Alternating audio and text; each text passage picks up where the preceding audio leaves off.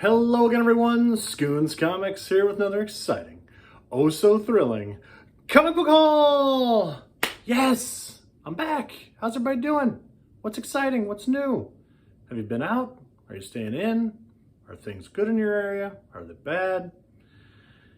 I don't know. But over here, my neck of the woods, I still haven't been out hunting no comics. The comic shops are open. Kinda. The local shop that has any kind of back issues at my place, they have real strict guidelines. You have 10 minutes to be in and out of there, which I keep laughing at because he says he's restocked a ton of back issues, but you've done a very strict time limit of how long you can be there. I don't know. I haven't gone yet. And they're also open at very strange hours, which are my regular work hours for the day. So I just haven't been there. So I am digging still into my giant comic book collection of things I have not shown you people from previous hunts back in the winter and from the big old comic shop purchase I made way back in February, which seems like a billion years ago. But I am going to show off these books and yeah, this is a decent little stack. Okay, here we go. Bug, The Adventures of Forager, #1. This is, first of all, it's from the Allreds. Mike Allred, colorist, his wife Lauren, and his brother Lee Allred is the co-writer of this series, which is a first for me. I love Mike Allred. I love his art. I love his writing. They're just great comics. They're just fun. You can't pick up a Mike Allred book and not think, this is a fun book. I've had these books for a while. It's a 6-issue miniseries, and I have the first 5 issues. It's driving me insane. But not insane enough to go and buy it online, right? I want to be able to find this on the cheap. So I've been avoiding reading the 5 issues, knowing that I'd be stuck on a cliffhanger. But eventually I just started thumbing through them, and I read the first 5 issues, and it's really good. It's really entertaining. I don't know how the series ends. It's bothering me. I'll get it one of these days. Once I one day return to the glorious comic shops or half-price books or whatever, I'll pick it up. But here's Bug #1. This is a great tribute to, it's a real love letter to Jack Kirby stuff from the 70s. A lot of New God stuff, Forever People, some of his more obscure characters I'll show here. I got 2 copies of #2, because one's a variant cover. This is not an all-red cover. But this one is. I like this cover a lot. White cover. Blends in. That's pretty cool. But what I'm saying for all things Kirby, like here we have Atlas, one of the lesser known Kirby characters there. Looks really cool there. See, he's holding up the world because he's Atlas. Really cool Dead Man cover here for #4. Just beautiful work. This Young Animal imprint that DC did a couple years ago, I don't know a whole lot about it, but I am enjoying some of these books when I find them. So if you find these things on the cheap, they're at least worth a read. They're interesting, if nothing else, something different. And then #5, again, is not a Mike Allred cover, but here's #5. We also got OMAC in here. See, again, all these Kirby goodness coming back. A little love letter here.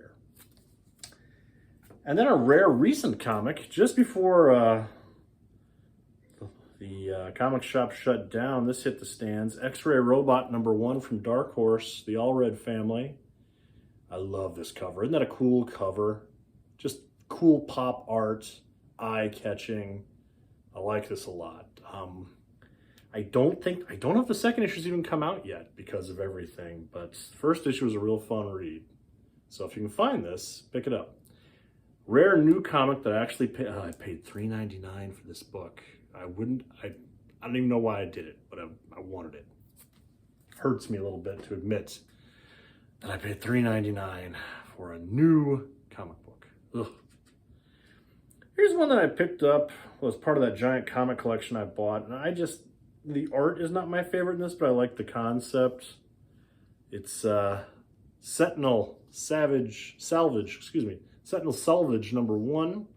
Basically, it's a boy and his giant robot. Kid finds a Sentinel, one of the mutant hunting Sentinels, and he's able to piece it back together and becomes his friend. Real Iron Giant kind of vibe, right? I love a boy and his giant robot. I love a boy and his giant dinosaur. I love a boy and a giant guardian of some sort. Always fun for me. I'll be on the lookout for the rest of this series. But, you know, cool book. Man, here's going to be a series that you would think I would be all over, but these are only 3 issues of this title that I own, and that is Godzilla, King of the Monsters from Marvel, Bronze Age. Here's number 8. If I stumble upon these on the cheap, I'll pick them up. I never have. This is one of those series that I never find on the cheap. But I haven't really been hunting for them because as much as I love Godzilla, and I love Godzilla, I don't like how this Godzilla looks, man. The coloring's wrong. Godzilla's not green, right? He's gray. He's at the very best, he's certainly not this shade of green. And he doesn't look like this. Like, look at the box here. It's not how Godzilla looks. So this always just was off-putting to me. I didn't, But yes, I have a few issues now. So if I somehow find a deal or presented with the whole run somewhere on the cheap, I'll pick it up. But here's 3 issues. Here's number 8. Number 9, Last Gambit in Las Vegas. Which would be really cool if, like, Godzilla fought Gambit. I'd watch that movie. That'd be cool. And then number 11. Taking on Red Ronin here from the Shogun comic book series. So, yeah, it's just, I don't know. It bothers me. It bothers me it doesn't look right. You know, I don't know where I picked this up. I think it was part of that big giant comic book sale that I got when the comic shop closed down. But here's Fantastic Four Annual number 16. And I like this cover just because it's Steve Ditko doing the Fantastic Four. When Steve Ditko came back to Marvel, it's very clear he's phoning it in for his later work, in my opinion. Someone else could argue with that with me, but his heart doesn't feel in these stories. But his artwork, even with Steve Ditko with not doing his level-headed best, is still better than most everybody else doing comics at that time. And this is just, I just look at these facial expressions. It's just really cool. It's very eye-catching. Yeah, glad I picked this up. Man, here's one of these days I'm gonna really start digging into this, and it's gonna be expensive and annoying to collect. But I have a real soft spot for Malibu Comics Ultraverse, the Ultraverse comics.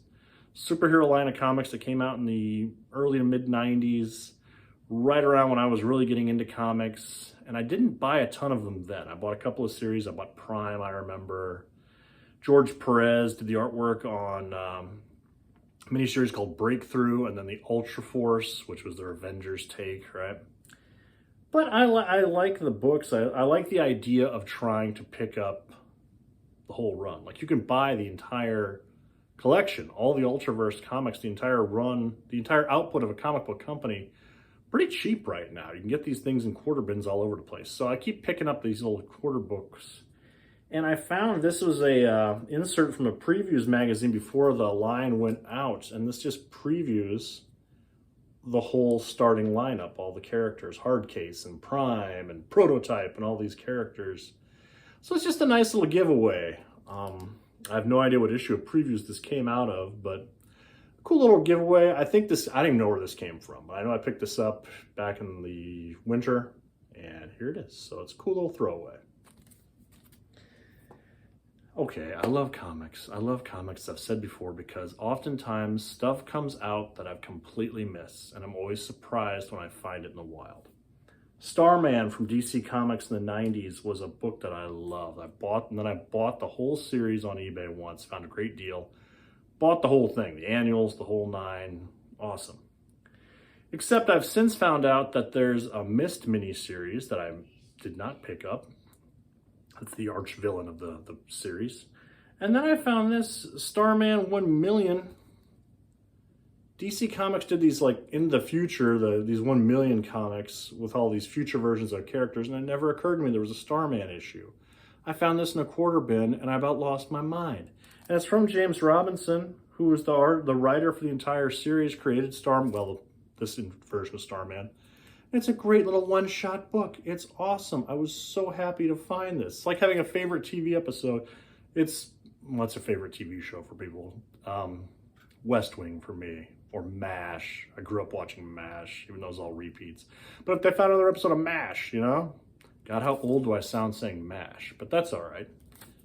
One more episode of Starman here. Happy to have it.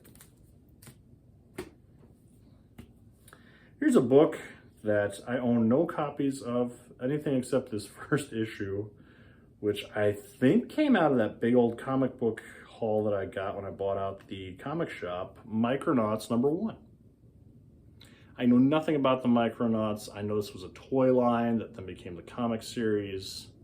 I know this has a big audience, a niche audience, but I know nothing about the Micronauts. They look cool. I don't know. Are there good issues of Micronauts I should be reading and hunting down, people? I don't know, but here's the first issue. Bronze Age Marvel, 1978. Still only 35 cents. Still. Oh, killed for 35-cent comics. All right, a couple more here. You know, I wanted to show off comics that are really good reads. Things that you can find, things that aren't necessarily hard to find. You can get on the cheap. And so I want to show this 2-issue miniseries called Ragnarok. Ragnarok #1. This is set in the future. If you're familiar at all, Marvel Comics did a whole run called Earth X, and then there was Universe X, the sequel to that, and Paradise X. It's the far-flung future of Marvel and what happens to these characters and the universe, and it's really interesting. Earth X especially, that miniseries I highly recommend. Great series, 12 issues.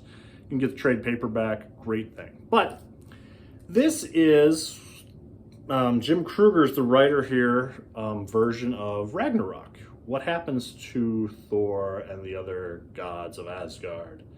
It's a really interesting take on these characters that no one had ever thought of before.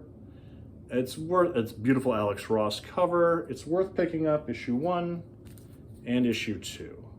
If you like Thor, if you like those characters, 2 issues, lots of fun, cool Alex Ross covers, pick them up. Fun read. Last but not least, I found this in that big giant collection, and it's not something I normally would show off, but I really like this cover. And so here's Casper, the Friendly Ghost, number 18 from 1954. And he's scared. He's reading a book, and he hears like a noise outside, and he's scared. I like that. That bothers me that you don't see a title on the book that he's reading. Like, I thought they could have got, at least even in 54, you could have got some public domain thing. Could put like Dracula on there, Frankenstein or something. But I don't know. I like that he was scared. That's just a cute cover. Beautiful colors on this from 1954. This is in really nice shape. I don't have a lot of Harvey books. I'm not a big cartoony comic book guy, but I like this cover a lot. So happy to have it in the collection. And that's what I have, people, because one day I will go back to the comic shops, I'll go back to half-price books, I'll go back to the antique malls, but that day is not today. But you all keep hunting, tell me what you find, we'll get through this. I will see you all soon, take care.